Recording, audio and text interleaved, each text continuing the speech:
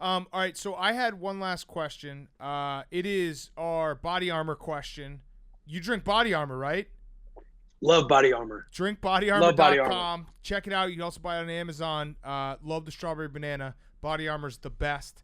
So my last question was, this is actually kind of full circle. So I think it was actually the first Grit Week ever we talked to Bo Pelini, who you played for at Nebraska. So what was the biggest life lesson, grit lesson that Bo instilled in you when you were playing for him in Nebraska? Oh, that's easy, dude. It's his full mantra. It's his creed when he's coaching and leading. It's focus on the process, compete every day. And it sounds stupid. It's cliche as fuck, but Bo would always say, I am not here to babysit you. You're either he had a standard of going to class. Teachers would email him notes and he would read them. He would read them in the team meeting room, and you can only imagine how he is in a team meeting room. But he'd be like, Josh Molek, and Josh would kind of pick his head up, and he'd say his name wrong. He'd be like, Josh Molek. He'd be like, Molek, sir. He'd be like, stand the fuck up. And he'd talk about sleeping in class, this and that.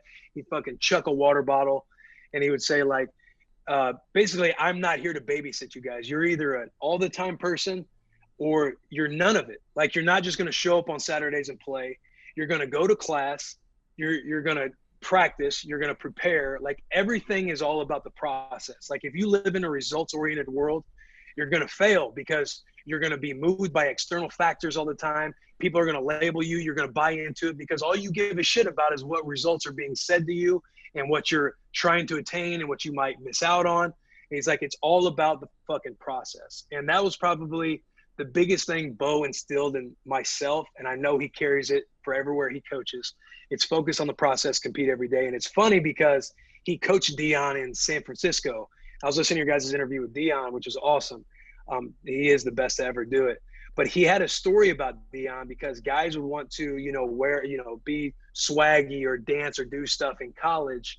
And not that Bo made guys do it his way or the highway, but he would kind of tell stories and bring up examples of somebody like Dion, who he got to coach in San Francisco. He said one time they were watching film and this guy, he messed up on a play and the teammate was like, oh, don't worry about it. I'll get it on Sunday. And he said, Dion, Bo's words, not mine. I don't know if Dion actually put him against the wall or grabbed him by the shirt collar, but he said Dion told the man that, hey, you're either going to get it all the time or there's not going to be a Sunday. You're either going to put it on film all the fucking time or you're not going to be out there with us on Sunday. And he would always say that lesson, and it's just always stuck with me, dude, because the world doesn't give a shit what's going on with you. Right. I say it in the blog, you're the one who lives with your stress at night. Hopefully, fortunately, everybody gets to have a wife and they kind of take some stress with them. But even she doesn't know exactly what's going on at night when you're laying there thinking about what's coming the next day and the day ahead. And the sun's going to rise the next day. And you have a fucking choice to either bring that big dick energy or to shell up and let external people and factors move your emotion. Because when you rely on that, you're just going to fail. We scroll on Twitter all the time. You read bad shit about yourself and external shit's moving you, you're going to feel shitty about yourself. But if you know what you're doing and what you right now, Will. hey, you're giving me fucking. You feel me? I'm bringing medium average dick energy, which is huge dick energy. It's a great. Hey, yeah. It's I'm a not great claiming message. to have it, but that's what I roll with. But I have to ask, with that message, what did Bo? We were texting last night. I happened to be just flipping through the channels, and there was a game on the Big Ten Network. What did Bo say after the Big Ten championship when Wisconsin won 70-31? And hold on, Wisconsin, Kurt Phillips, the starting quarterback for Wisconsin, his stat line, 70 points, PFT. Guess his stat line. Wait, when you were texting with Bo last night? No, I thought that was Will, the story. with Will. Oh, I have no idea. You I did was say texting Bo. with Will before the show. Oh, okay. I thought you were 'Cause he was texting on with the Bo. show. No, with Will. He Okay. played on Nebraska. You played on Nebraska when they lost to 70 Wisconsin? to 31.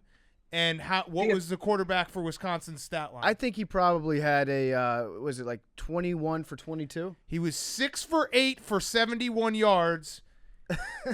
And Wisconsin put up 70. How is that I'll tell you how it's but possible. You were a linebacker. Yeah. 8 rushing touchdowns, 539 yards. Jesus Christ. Hey, dude.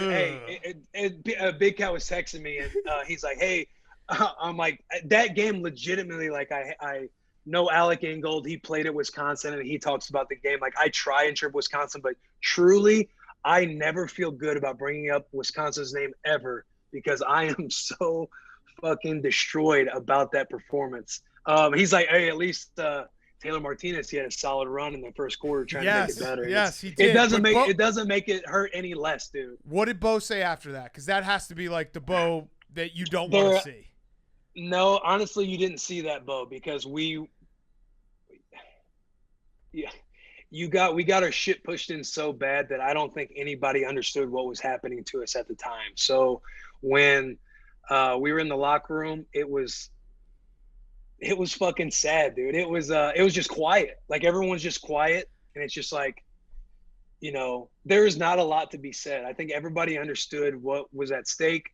We shit down our leg, and that's a great example of knowing, like, the sun is gonna rise the next day, and you have a fucking choice. Yes. To put that game behind you, or as everybody likes to say, let it define you. But man, that was dark. That's the worst game I've ever been a part of. And as a middle linebacker, I think I told Big Cat that 3 running backs might have had over 200 yards.